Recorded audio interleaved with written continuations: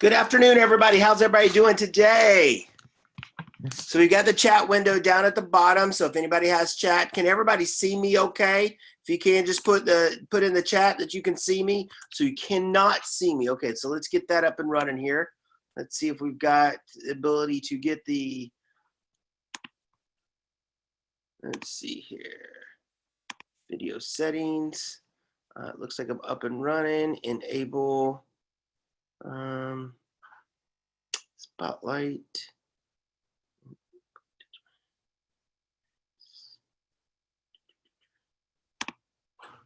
Let's see.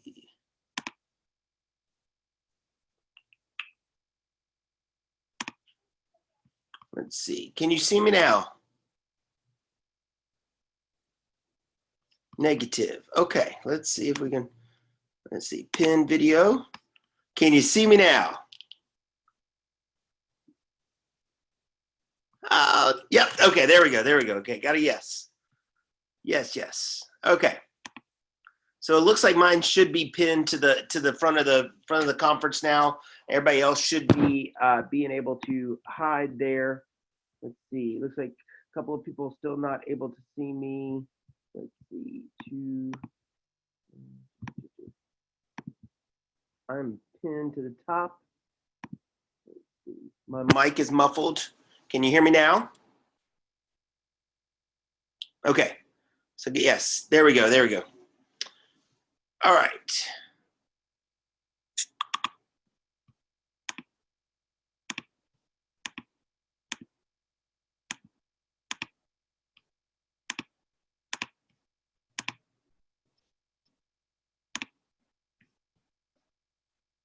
See a thumbnail, me too. Let's see here. If I can get that changed.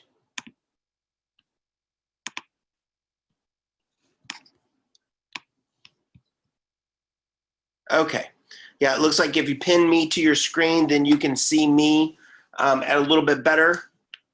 Thank you, Valerie, for getting that. I greatly appreciate that. Looks like, all right. So I'm gonna go ahead and get started. And what I'd like to do is just kind of go back through some of the homework from yesterday or from last week. And so I was pretty impressed. We had, looks like we had about 24 people that did their homework over the last week out of a total of 88 participants that we had on last week. And so, you know, it looks like about 25% of you did your homework. So as we're going through this, there were some pretty cool ahas on there, and that everybody looked like and felt like they got some value.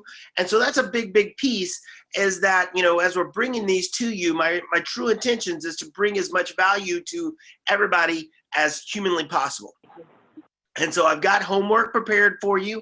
Again, this week, I'll send that link for everybody so that everybody can actually put in that into that homework and get that up and running. And then today we're actually going through chapter 4 and through chapter 5 today. And so just in the chat window, if there was anybody that had any questions or anything from last week, go ahead and type that into the chat window, and we'll kind of answer and follow up. And also, if you had anything that you've actually already implemented over the last 7 days from last week, go ahead and put that in there as well. Just go ahead and tap that into the chat bar if you feel like sharing. Give everybody a few seconds here.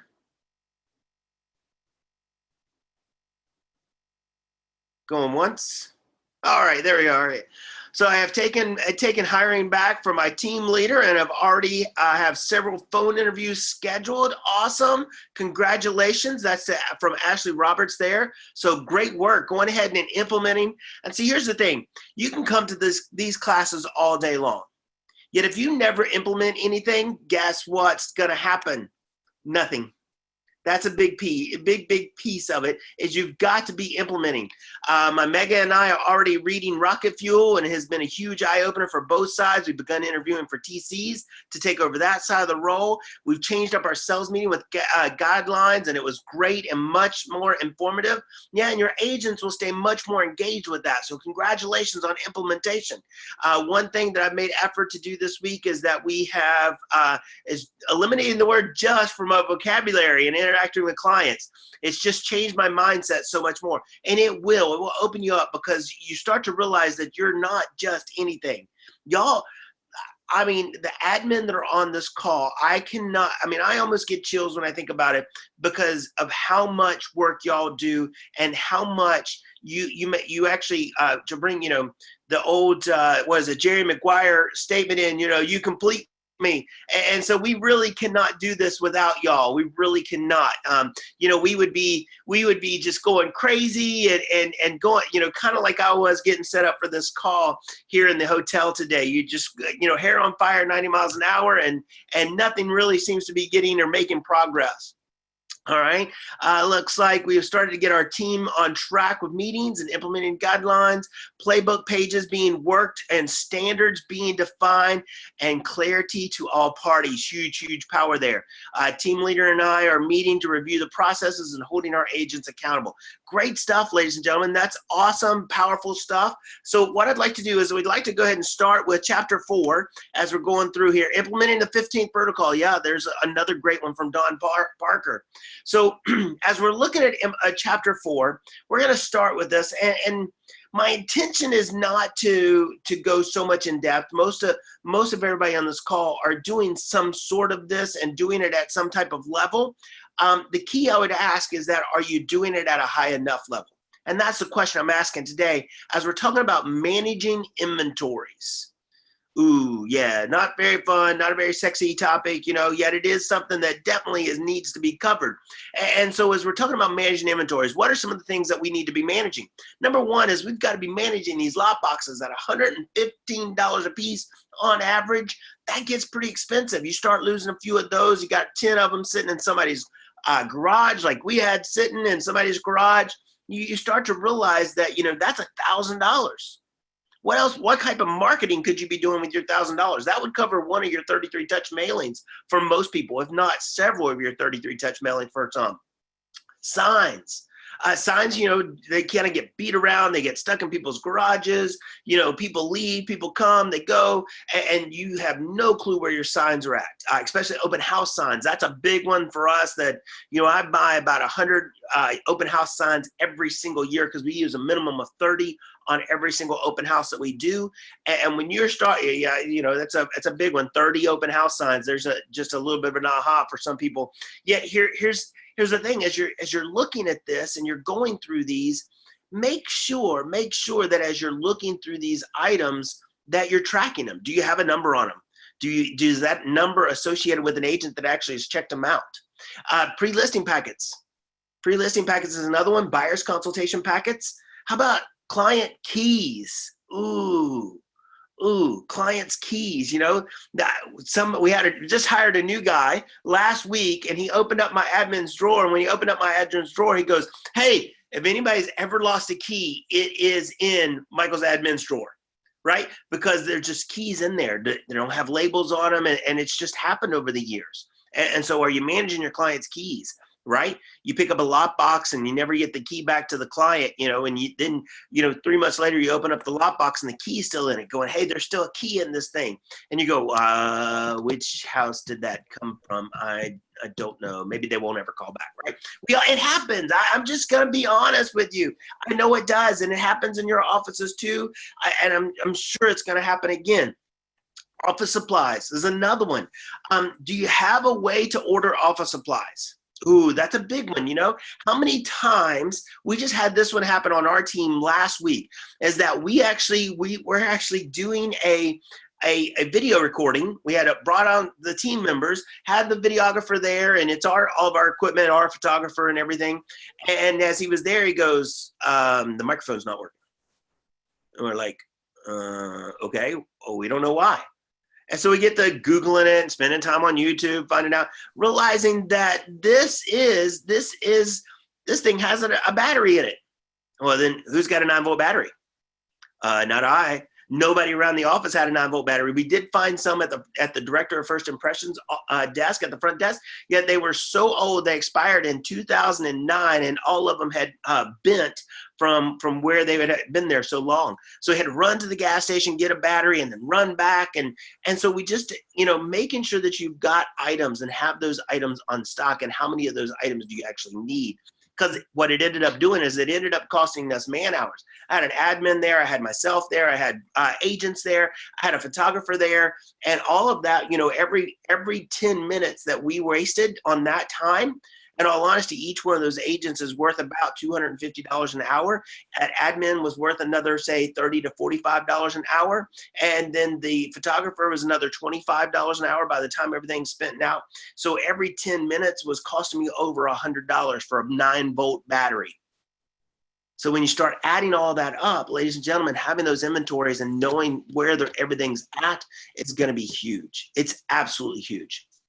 All right, so let's talk about this. How many times have you ever sent someone run out to get some envelopes, and when you sent someone to grab some envelopes, they come back and they got the wrong ones? And now you got this stack of envelopes sitting in the office that are the wrong ones. I don't know if that's ever happened to you all yet. We've had that happen a couple of times over the years that we've been in business, and it does make a difference. So what if you had a form, and on page number 39 of your managing the MREA office, there is a form in there where you can actually add a photo, you can actually add the supplier, you can actually add the actual model number of everything that you've got, and then you don't lose out on this major amounts of man hours and those kind of things as you're looking for items. The next thing is do you and your mega agent have a standard dollar amount that you can spend? One of those things that you could use is a petty cash drawer. Do you have a petty cash drawer where you've got a certain amount of income or money in there that you are allowed to spend if something happens, you need something? Just last week we had an agent in my market center that passed away. It was a huge influence in me as I came to Keller Williams, and just a great lady. And so, we had to make sure that we sent flowers. Well, did my admin, I'm not in town, did my admin have enough money? Did my admin have enough money? Slowing down my talking a little bit so my internet can catch up. Did my admin have enough income, enough money in the petty cash drawer to actually order those flowers for this person for her funeral? And so you got to start thinking about that. Do you have enough there? Page number 42, there's going to be some things that are just going to come up that you don't have a form for. It's not on your form. And so for there, you can actually do a voucher request form. There's a sample there on page number 42 that you can use. And you can use that to go to your mega and say, hey, here's what I need a budget for on these miscellaneous items. And so that's huge. Now, I love this formula that's in this class, and it's a powerful formula. Signs and lot boxes. How many do you actually need to have in inventory right now? Right? And so we think about this. How many signs and lot boxes do we actually need? Or do you take a listing and start scrambling? Where's the sign and where's the lot box? We need one. And so what you'd have to do is, as you're looking at this, one of the things you can do is you can actually say for 50%. So if let's say I've got 10 active listings, then I need to have 15 total lot boxes and signs and sign writers. If I've got 20 active listings, then I need to have 30 signs and 30 lot boxes and sign writers, so that you're ready to roll at a moment's notice. You've got enough inventory to cover everything that you need to cover. Do you have a Google sheet where you're tracking these items? You know that when an agent checks it out, checks out a sign, checks out a lot box, checks out a writer, is it numbered? Do you know what number they took? Of course, the lot boxes have a serial number on them. So do you have the serial number? Do you have the agent? And do you have the property address that they're actually going to? Yeah, taking a magic marker and writing on the bottom corner of your sign an actual number so that you know which sign they're actually receiving. Seems like a minor thing, yet when you lose a sign, now you're talking close to about $50, $55, sometimes even upwards $60 for some of these custom signs. And so do you know where they're going? Now, do you have a standard for when they should be coming back? See, because the cool thing with a Google spreadsheet is you can actually do what's called conditional formatting. And on conditional formatting is that you can actually do a spreadsheet and say when the property expires, And so 10 days before the property expires, you can actually have it turn yellow on the spreadsheet. The whole sale line will turn yellow under conditional formatting. You can Google conditional formatting and figure out how to make that whole line yellow. On the date that it actually expires, you can have it turn red. And then once one turns red, then at that point, the agent would have 2 days to actually get it back to you, whatever standard you and your mega set. That could be, 3 days, 5 days, a week, whatever it is. Just make sure that you're getting it back in the office. Somebody's putting eyes on it, and so that you got an actual sign. Now, here's one thing to watch out for. Have you ever had an agent come to you and say, hey, I need 2 signs, 2 lot boxes, and 2 sign writers? At the same time, I'm putting 2 listings on the market today. Well, then they go out there and they put a sign in the lot box on there, and you've actually assigned one code, one name, one numbered sign, and one numbered lot box to a particular house, and they actually get them switched up. And now your whole sheet gets mixed up. And so when your whole sheet gets mixed up, here's what ends up happening. There we go. Yeah, a little sunburst coming in. So as you get them mixed up, have the agent actually sit at the house and text you or use your team communication platform to actually let you know which house they're putting which lot box on, so that you can confirm that that house, that sign went on that lot box. Now, as you're doing this and you're making sure that you've got all these pieces together and you're tracking your lot boxes, you're tracking your signs, whoever's lot box is, make sure that they get the key, and they've got a key to ensure to check the door. See, before you put a lot box on the actual sign, on the actual house, make sure the key that you're putting in the lot box actually works, that it doesn't have to, you don't have to pull it down and pull it out just a little bit to get it to turn right. Because then, guess what happens? That first showing, that agent doesn't figure out they got to pull it down and turn it right, and then they call you and go, we couldn't show the house. So whoever's tracking it, then they can actually know that the key is actually working, and if there's any little quirks with the key, so that when that goes in there, you can actually enter that into your showing notes, so that you've got that in there and getting you set and ready to go. All right, make sure everything gets returned in a time frame that's set by you and your mega. And then some agents will also have what's called the co-op agent, the other agent or the buyer's agent, pick up the sign and bring it to the actual closing for you. So when they do the final walkthrough, they'll pick up the sign, they'll pick up the sign writer, they'll pick up the lot box, and then the agent can bring it back in with the check. Okay? So those are a couple of things that you can do to ensure that you're protecting your key there and protecting all of your pieces. Now, packets on page number 47. Packets on page number 47. All right? Yeah, so you got, looks like somebody said they've got a actual local supply company that they'll meet and deliver all of their things in a single purchase, electronic billing. And then you're also supporting local businesses there. So great thing to do. Somebody asked, why 30 signs? Well, the days of putting one sign at the house, one sign at the entrance of the subdivision, those days are over. You gotta make a mark.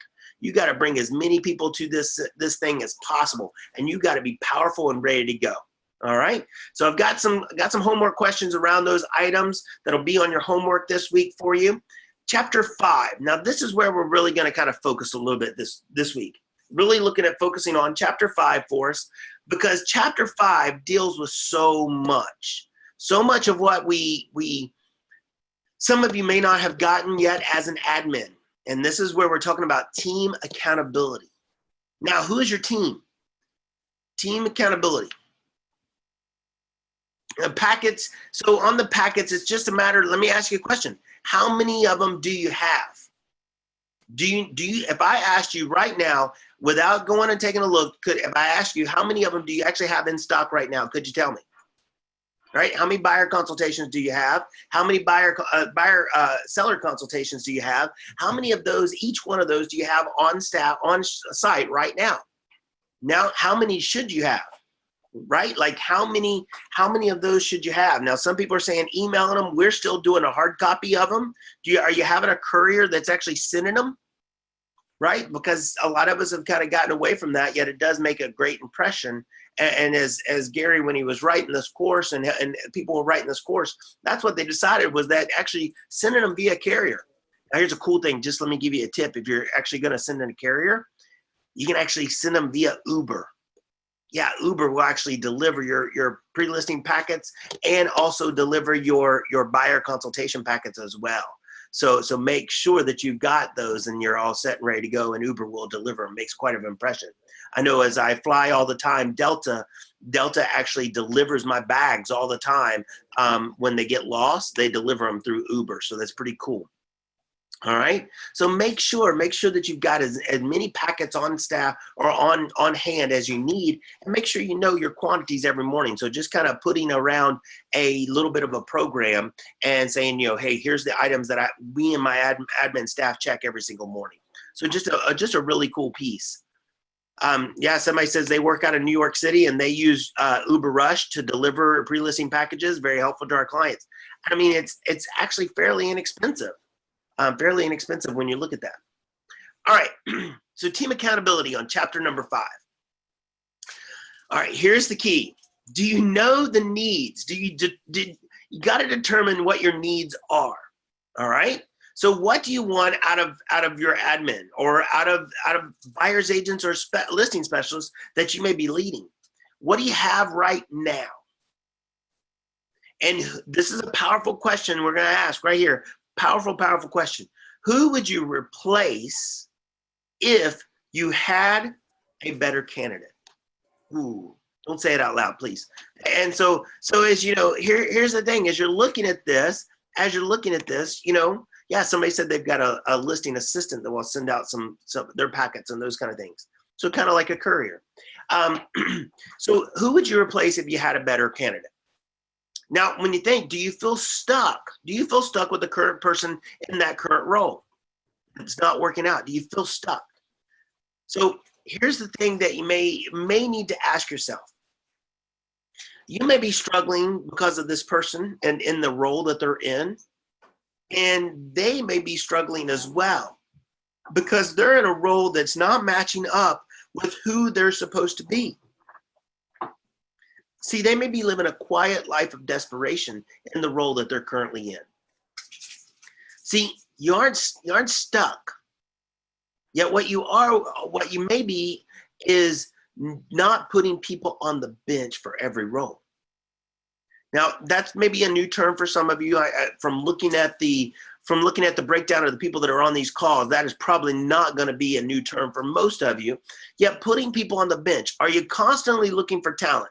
What happens if you got a call one day and said, hey, I know you're your transaction coordinator. I know I'm integral to the role, yet you know what, my husband's getting transferred or my spouse is getting transferred and I got to leave and we got to leave out of here in 1 week. You got 1 week to replace me.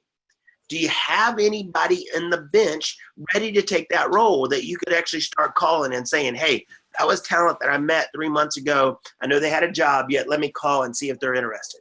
See, do you have those people on those benches that you can call up, you can call from the minor leagues to the major leagues like that. See, because if a professional baseball team, if they lose a key pitcher, guess what? They can actually call down to the minor leagues and get somebody brought up to kind of just shift the whole organization forward and see, are you shifting your organization? Are you set to or shift your whole organization forward as well? Now, let's come on down and see. A lot of times we have a tendency to think, and we go into what we call judgment. It's natural. We are natural judging human beings, as Diana Kokoska tells us all the time.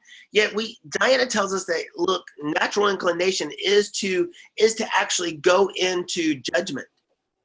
And as leaders, our jobs are to stay in curiosity and stay out of judgment. See, somebody may not be performing in a role, and so we start to have to ask ourselves some questions. See, these are the 3 things we would ask. Is this a training issue? Is this a consulting issue? Or is this a behavioral issue? Now, as a training issue, this is where someone doesn't know what they don't know. And that means that you've got to train them to get them to the right spot. Now, as a consulting issue, this is when someone takes action, yet they're expecting a different result. You and them are expecting a different result. They're taking action. They're just getting the wrong results. And so that's a consulting issue because you do have them taking action. And then the last one is the behavioral. And on the behavioral, this is when somebody's, say their DISC personality, let's say their personality profile or the behavioral profile from the KPA, what's happening is it's not matching who they're actually naturally inclined to be. And so they may be talent, they just may be in the wrong role where their talent's not being able to show up. And that happens, ladies and gentlemen. It's just wrong seat on the bus. Now, sometimes, don't get me wrong, sometimes we will sometimes do this because we find talent and we need to find a position for them. And so we do it for a short period of time, putting them in a non-behavioral match just for the amount of time so that you can actually get them shifted or open up the position that you really have got them for. They had to be very, very careful in doing that. And you got to be very, very specific on your time frame of how long you're willing to take that risk and how long. I really think it kind of comes down to where, somebody said, how long would you normally allow for that? One, I think it comes down to the person.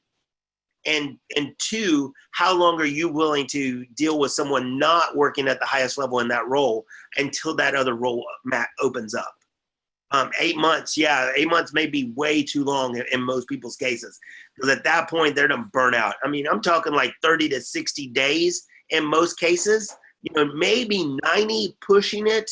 Yet, this is kind of like a training ground, saying, hey, are you willing to make those decisions? Or do you have the ability, do you have the capacity to actually do that? All right. And so now let's look at each one of these and we'll start breaking these down. So I'm gonna ask you a question.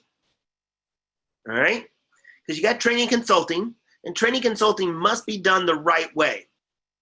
So how many of you are, and you can actually post it in the chat, no judgment around this, we're strictly staying in curiosity. How many of you have actually read the MREA, the Millionaire Real Estate Agent book, from front to back all the way through?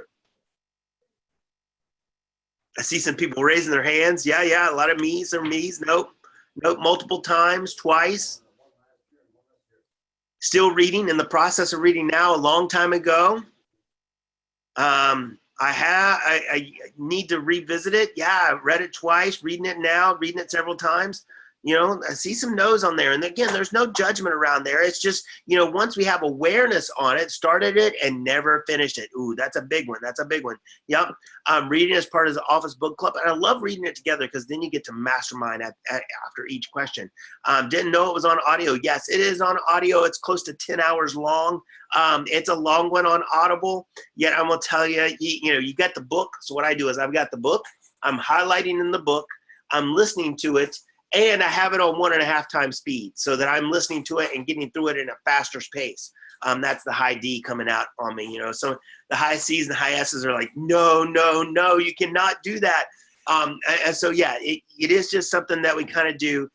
Some of us high D's, I've seen people listening to it 3 times the speed. It sounds like Alvin and the Chipmunks reading it, and yet they get through it. They're highlighting it because they've got the actual book in front of their hands. So, if you have not read the MREA book, part of your homework is to actually start reading the MREA book. If you do not have it, yes, it is available on Audible. It is available on audio, and you do have the ability to get all this thing and all those pieces together. So let's talk about this. So when you hire someone new for a role, and you have to hire someone new for a role, your first 100 days is how you train that person. Now, if you're training a VA, I always recommend, if you're training a virtual assistant, say someone from the Philippines or India or someone like that, make sure that you're going to allow a little bit longer time frame than 100 days. What I found is it takes about 140 days to really get a VA up and running. My best VA that she's been with us since August of 2011, and she's amazing at what she does. Yet it literally took me 142 days to get her up and running fully so that she was completely autonomous in her role. Now when it comes time when I've got to roll out something new and there's a webinar on it, I send her the webinar, she'll do the webinar, she'll come back and say, here's the things that you need to implement, here's the things you don't need to implement, and here's how you roll with it. And so, making sure that you're taking that time in front. So just so that you know, some of you may not be able to do this, yet for me as a new mega agent, what I did is I would actually had my virtual assistant come in from 4 o'clock in the afternoon till 12 o'clock at night. And so when I got off of work, I would go home, help get dinner and get everything ready to go. And then I would go back to work and start working with her on Log Me In, a product called Log Me In. And I would work through the night helping her get up and running. And that's how I trained her. It's not possible for everybody, yet if you have that ability, it does make a huge, huge difference. All right. Second part of this, as you're training and consulting, is what we call weekly cash talks during that first 100 days, right? Cash, it starts with a K. It stands for knowledge, attitude, skills, and habits. Knowledge, attitude, skills, and habits. And so every week you're going to have a cash talk with your person that you're leading, and you're going to ask them, say, what's changed in terms of your knowledge this week, and what knowledge do you feel you still need to operate at a high level in this role? The next one, what's changed in terms of your attitude, and what attitude do you feel that you need to operate at a high level in this role? Next one is skills. What's changed in terms of your skills, and what skills do you feel you still need to operate at a high level in this role? And then the last one is habits. What habits have changed over the last 7 days, and what habits do you feel you still need to actually make those habits of a successful person in your role? All right. Now, so as you're going through that cash talk during that first 100 days, I suggest doing it weekly, ladies and gentlemen. Make sure you're doing that cash talk on a weekly basis. Okay? Because what it's really going to do is it's really going to keep you in tune to where their level of progression is. Are they progressing or are they not? See, when they come into that cash talk and they're like, same thing as last week. Guess what? They've stopped learning, ladies and gentlemen. And as you and I both know, in the first 100 days, they did not learn that role completely in 100 days. And so you got to be prepared for that. You got to be prepared for that. All right. Now, the next piece, if they need additional training, so as they're going through this, help them decide what's going to be the best training for them. Sometimes it may be a coaching program, a group coaching program, which I'm actually going to have Monica Reynolds with MAPS Coaching and come on to this course as we get a couple of weeks ahead. We're going to have them come onto this course and just kind of talk about the Perfect Real Estate Assistant class that she offers through MAPS Coaching, because it's a powerful, powerful class. And really, look, I see a lot of people saying, I love that class. Really a powerful class, and making sure that right now I'm what's called a consultant, and we're going to learn about this in a minute, is that I'm teaching you what to do. As a coach, Monica Reynolds, she's actually responsible for the results. So she's telling you what to do and responsible for the results, right? And so which role, as the Perfect Real Estate Assistant class, and this is a KWU class, where that's a MAPS coaching class, so there's a little bit of a difference in that as well. All right. And so we'll have Monica come on to the program. We'll have Monica come onto the program and give her about 5 minutes to tell everybody about that program and kind of let you know if that's something that you would like to do before this class is over. All right. So now let's go on to the next part. A coach. Here's what we're talking about. A coach is responsible for the direction, giving you the direction, and they are also responsible for this last word, and that's the results of the action that they gave you. See, they're holding you accountable.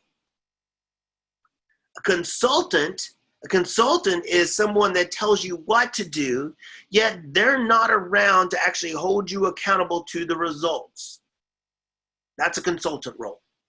They're not attached to the outcome. The coach is attached to the outcome, right? Because a coach is a partnership piece of that. All right. So how do you know which one you need?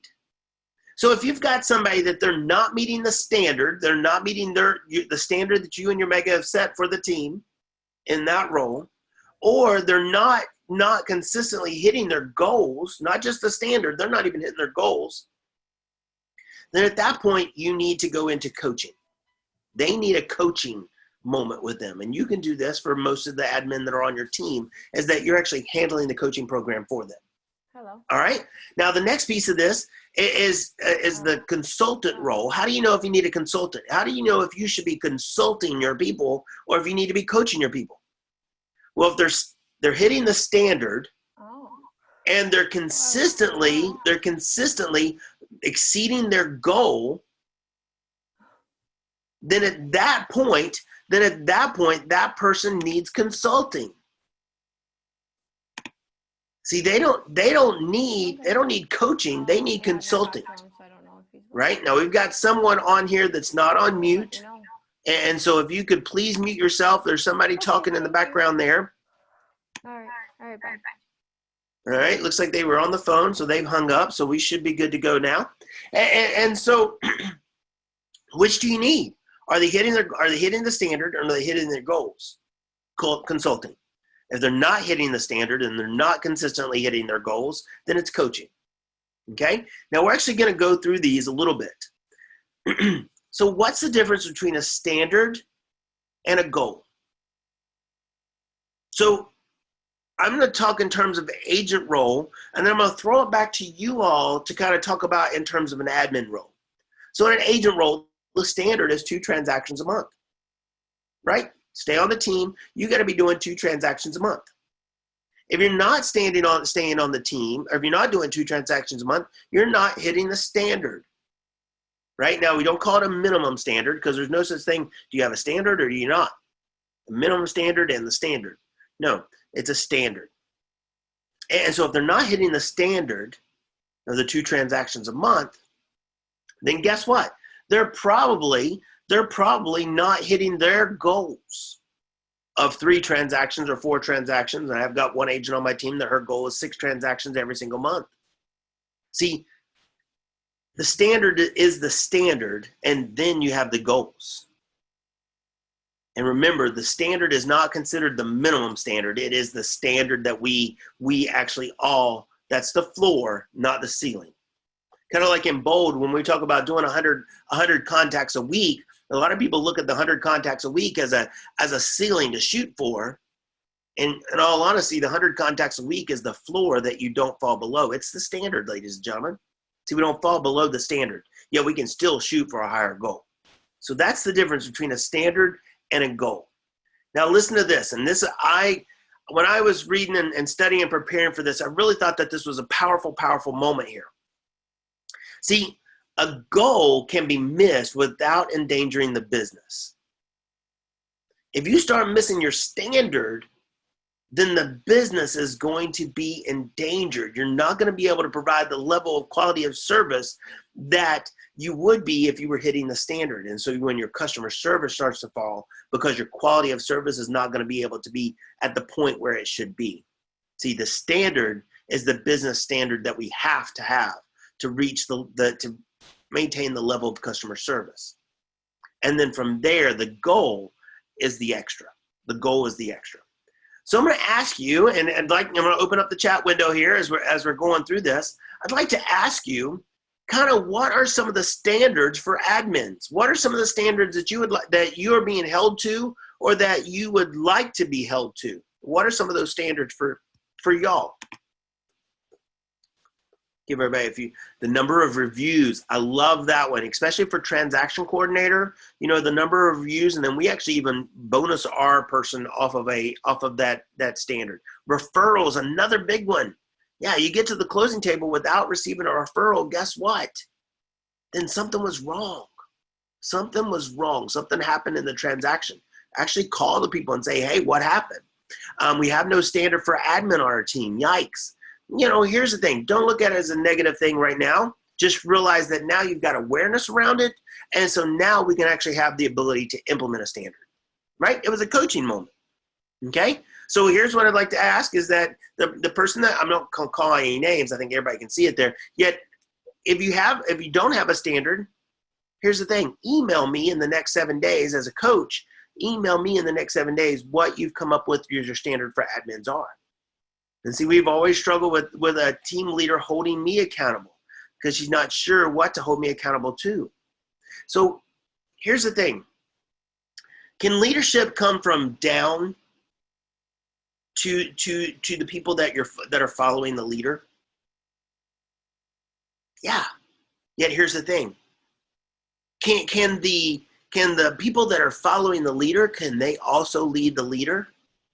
Absolutely. See, because you can't, if you just left it up to the leader to make the decision, guess what? Then at that point, the leader is really maybe not leading, the leader only with the flash water. I love that, right? And so here's the thing. They must be in the South with the flash water thing there. And so here's the thing, is that, you can lead up as well. You can lead up as well. Not just does leadership have to come down, yet you can lead up as well and say, hey, you know what? In your weekly meeting with your mega, or your daily meeting with your mega, say, hey, here's some things that we talked about on the class that I believe that we need to implement.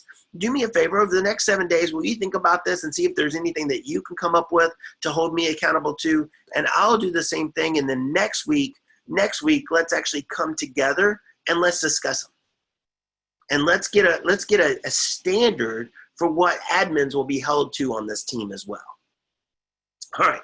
So now, if you've gone through the coaching, you've gone through the consulting, depending on which one you needed, and people are still not meeting the standard, then at that point, you may have to have what we call the DHire conversation.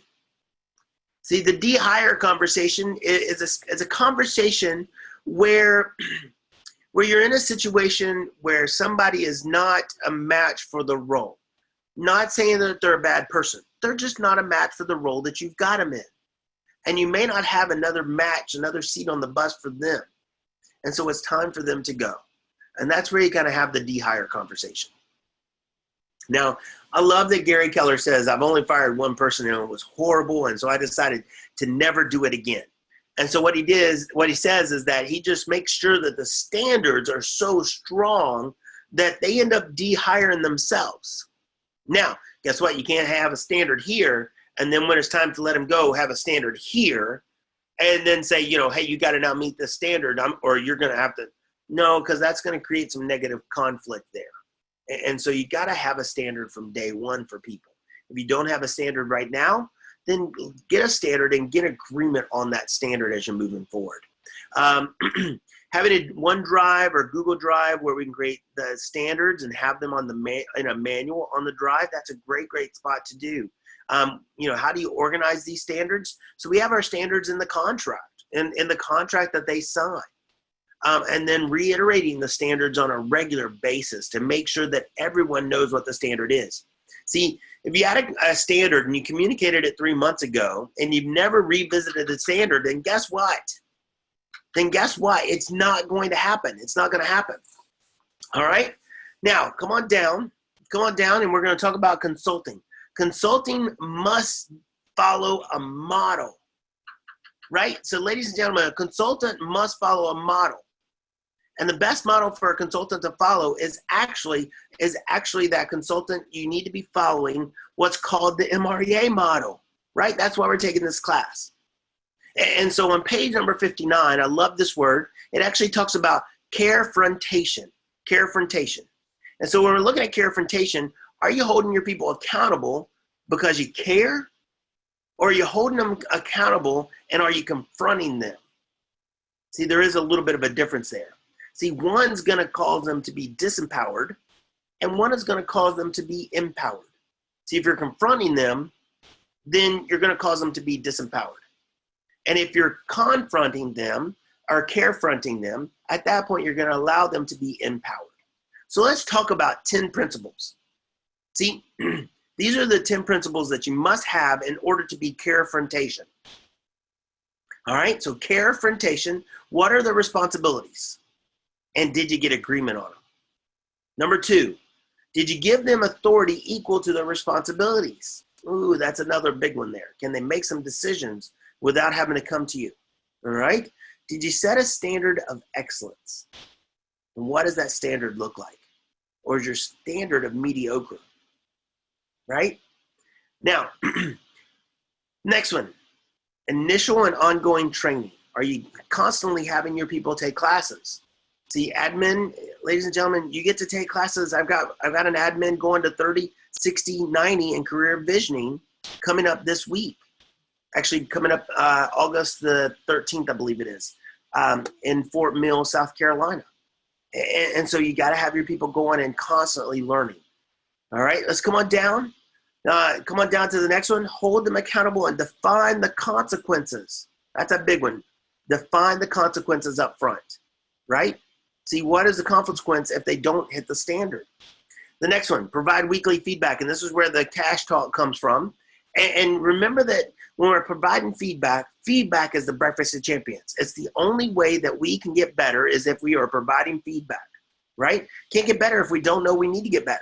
That's why some of you are on this call, and so that you know that you can get better. All right, come on down. Recognizing the achievements, you gotta recognize people's achievements. They will do more for recognition. You know, I'm a big college football fan, and you know, they wear those helmets and then they put all these stickers on the back of their helmets. It's like a helmet sticker. Are they truly getting a helmet sticker, right? All right, then next is you gotta trust them. You gotta lead them to self-leadership so that they're actually leading themselves. And then you gotta treat them with dignity and respect, even when they're not meeting the standard and you're going through maybe a DHire conversation. Still got to treat them with dignity and respect. Now, this is where we're going to finish up today, because we're going to finish up a little early today and get you out of here, because I got a couple of announcements I got to make for next week as well. So the last piece here is on the consulting piece, on the 411. So you got one big goal that you're going to hit this year, right? And you're going to break that down into 12 monthly goals. And then every 12 monthly goals, you're going to break that down into 4 weeks. And so as you break that into 4 weeks, are you actually using a 411? Just type yes in the chat bar if you're using a 411 right now. Right? Lots of yeses. I see a few no's. So I'm really excited to see all these yeses on the 411s. All right? Now, you should be taking a half an hour a week, one half an hour a week to actually plan. Well, see that kind of and sort of, and that's where some of these, I know where some of these yeses are coming from, are probably actually sort of and kind of some. Not saying all of them are, and some of them may be that. All right? So down to the next piece here, you're only going to fill it out 1 week at a time. Only going to fill it out 1 week at a time. You don't do the second week until you've actually finished the first, right? And so do you know what your goals are? How do you feel about that? So here's how you're going to actually work on what's called the consultative approach, do a consultative session. So what was your goal this week? That's the first question you would ask. All right, once I tell you what their goal was this week, so how did you do? What was their actual? All right, so I had a goal of 5 and I got a goal of 2. I actually ended up with 2. So how'd that make you feel? Right, go back to the emotion, because logic makes people think, emotion makes people act. And based on how you did, what are you going to do next week? What are you going to do next week? And then from there, you're going to split it out. Is there anything that might help you keep you from doing that? And then the next question is, if you need training, what support may I be able to help you with? Right? And so page number 167 of the MREA book actually has this model in it on page number 167. It's pretty powerful when you really get to know that that is the consultative approach. Now, ladies and gentlemen, we've got about 10 minutes. I'd like to open it up for a few questions. Yeah, as we go through, let me give you some announcements. So next week, this call will not be on Wednesday. See, because I did not have my admin help me set these calls up. And so what happened is that next week, on Wednesday, I will be coaching Bold, which does get over at 3:30. However, I am going to be in the central time zone, which would actually be 3 o'clock, which means I'd still be coaching Bold. And so what I'd like to do is just move these one day. So instead of being on Wednesday of next week, we're actually going to be on Thursday of next week, and we'll be at the same time, 4 p.m. Eastern. And we'll go forward from there, each call from there forward. Okay, so next week, and starting next week all the way forward, we will be on Thursdays at 4 p.m. instead of Wednesdays at 4 p.m. Okay, and I'll send out an email so that everybody remind everybody and make sure that everybody knows and they've got it in their calendar so that they've got it, because if it's not on your calendar, it doesn't exist. All right. So any other questions or anything that anybody has before we jump off of here?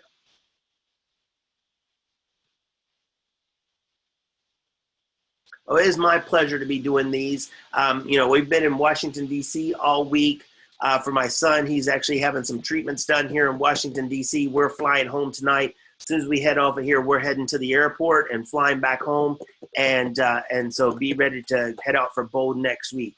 Our creating procedure manual is overwhelming. So let me first off, as a coach, let me help you change that word from overwhelming. The right-hand side of our brain, the creative side of our brain, says that, it starts to shut down. It goes into fight or flight.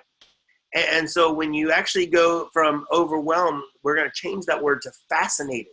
So creating the procedural manual is fascinating. And so that would actually light up the right-hand side of your brain. And when that lights up the right-hand side of your brain, then from there, what happens is you start looking for ways to come out of it. And it's pretty powerful when you change, just changing your wording a little bit on that as a bold coach. All right. Anything else? It's important to protect your time. Yeah, Vicki, that's my wife. And to see the difference between a 411 and a 135. Okay. What I'm gonna do is I'm gonna write that down so that when we finish up, here's what we're going to do. I'm actually going to cover the difference between a 411 and a 135 at the very first part of next week. And that's exactly right, Mandy. Your 135 feeds your 411. Very, very powerful. Staying in a constant state of reactive mode. So you got to get really, really purposeful. Where can I find the MREA Ops Manual? I've actually sent it out to you several times in an email, a copy of it. And I'll include it on the email for this week as well with the homework so that you'll have a copy of that as well.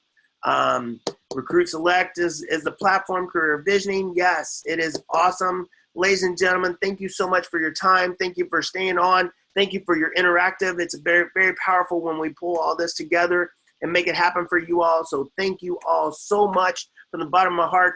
Go out there, be bold, and crush it this week.